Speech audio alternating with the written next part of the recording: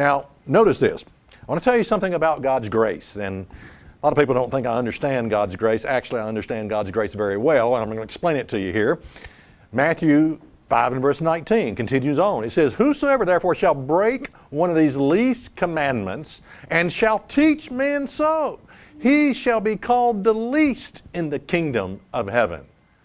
Now my question is that here you got a person who doesn't keep the law and he teaches others not to keep the law. That's your typical church, okay? The law's been abolished, been fulfilled, okay? All right, now my question is this.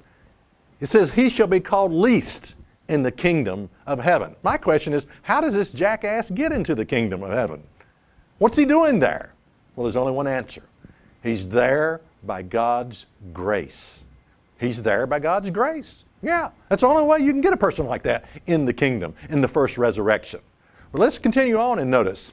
"But whosoever shall do and teach them shall be called great in the kingdom of heaven." Now, my human nature, even the carnal side of me, wants to be called great in the kingdom of heaven. I don't want to be called a loser. I don't want Christ looking at me and shaking his head in disappointment and saying, you know, you taught the law had been abolished, you taught the law had been fulfilled, you taught others the law had been abolished and fulfilled and done away with. I don't want to be called the least in the kingdom. I don't want to disappoint my Savior when I meet him. I don't want to be called a jackass. You know, you jackass, that's what you taught. You taught the law had been done away with. I don't want to be called. I want to be called great by my Savior in the kingdom of heaven. What do you want to be called?